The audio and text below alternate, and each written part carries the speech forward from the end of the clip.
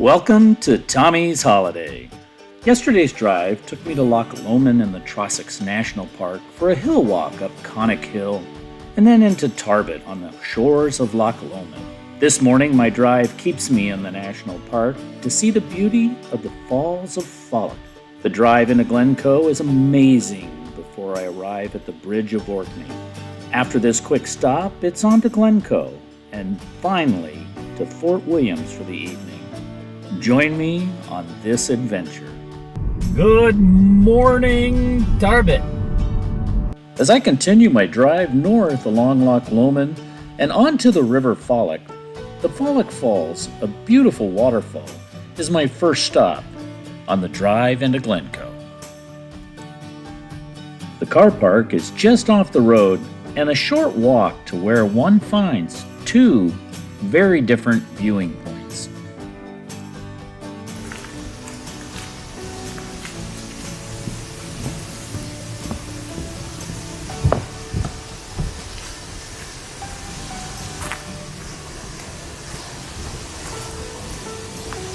Option of walking along the river, across a bridge to the falls.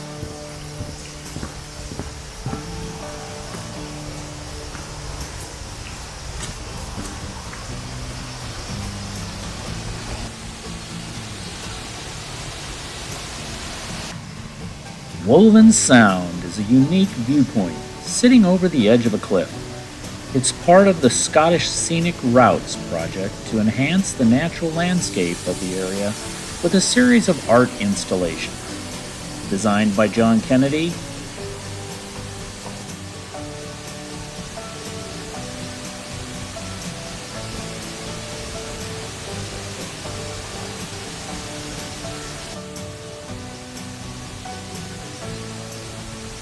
I feel like taking a walk back by the river to enjoy this beautiful and peaceful scenery in Loch Lomond National Park.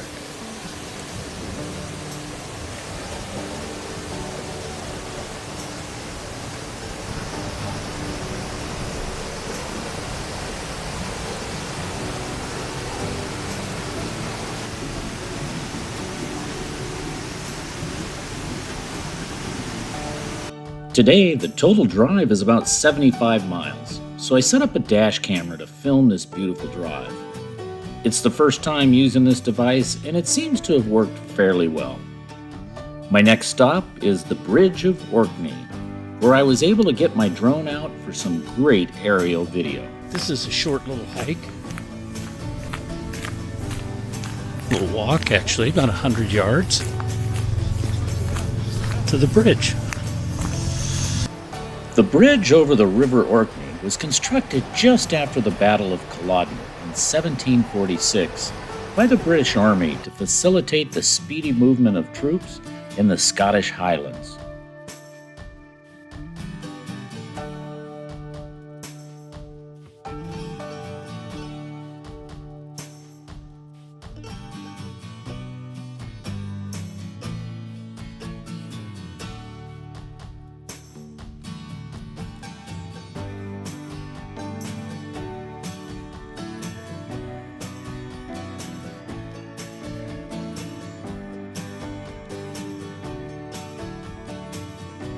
The Bridge of Orchy is a West Highlands Way overnight stop for hikers and has some nice campsites by the river and guest rooms in the village.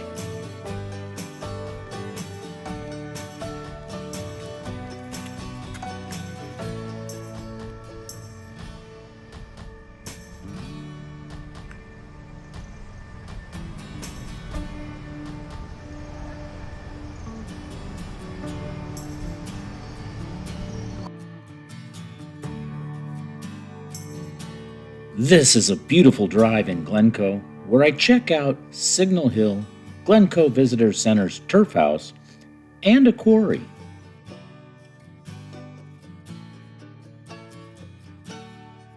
This short mile-and-a-half hike is packed with beautiful landscape and takes me through the Antwerp Forest and down by a creek before ascending Signal Hill.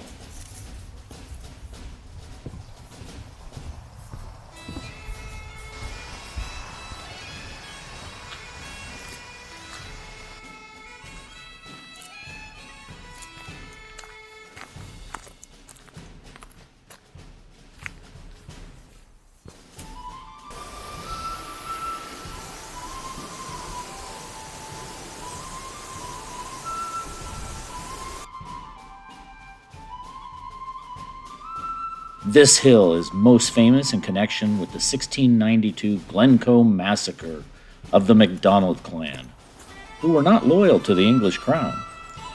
The signal, a fire, was started at 5 a.m. to alert the soldiers to start their vicious attack.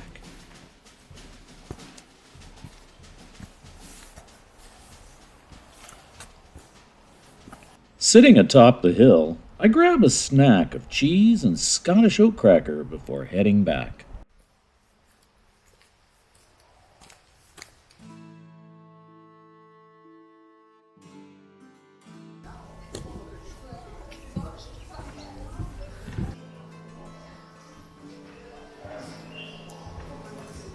The Visitor Center has a great exhibit on mountain climbing and exploration.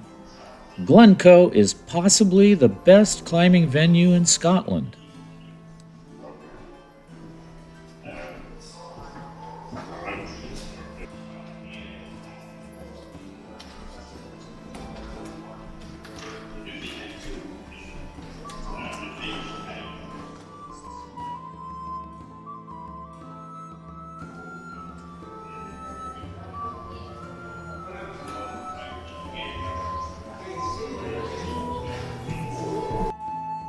The exhibit on a Scottish Highlands turf dwelling, commonly found in the 17th century, is very unique, not only a shelter for humans, but also for animals. There are tours of the dwelling hosted by the National Trust of Scotland, which brings to life the construction of this turf dwelling and the reconstruction efforts. Extremely interesting to me as a builder, so I spent a wee bit of time here. Flat stones in place for your frame to rest on. Then you lift the timber frame, and the crux, which are the pieces at the side, and the cross beams, they will have all been jointed together before you lift it. And then after that, you add on the purlins, which are the ones that kind of rest and run the length of the building. They go on afterwards.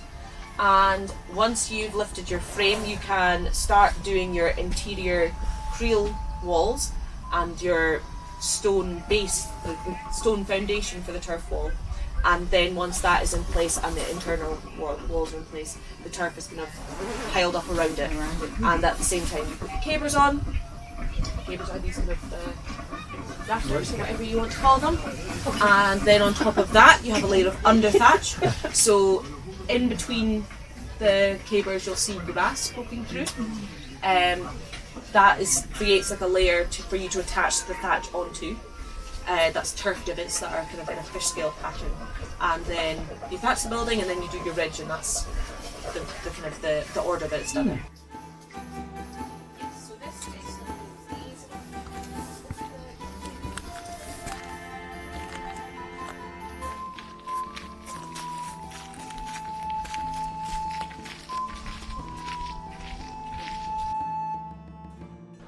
This quarry is located on the shores of Loch Lomond.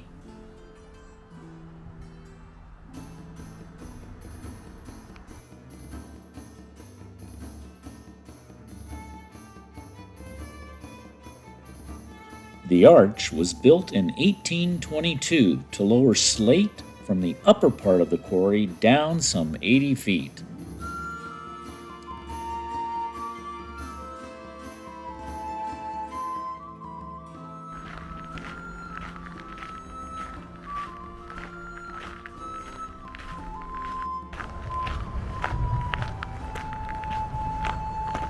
Look at all that slate.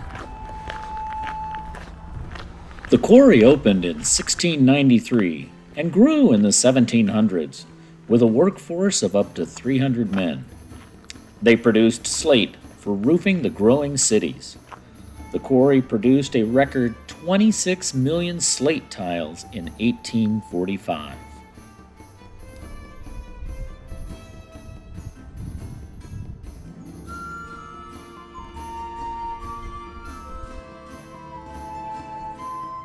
The walk around the quarry is very peaceful and enjoyed by all.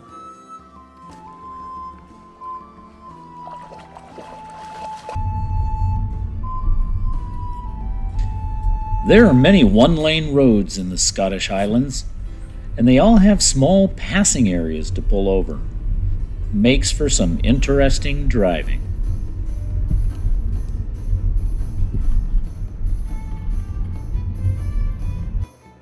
Fort William is the second largest city in the Highlands, with a population of 10,459, and is my home for the next 2 nights. This is also the end of the West Highland Way, a 96-mile trek that starts outside Glasgow. Drymen, Connick Hill, I was up there. Loch Lomond, Tarbet, I went there. Falls of Falloch, Ridge of Orchy, went to there today. Loch Tulia was there. Glencoe, down there. And all the way to Fort Williams.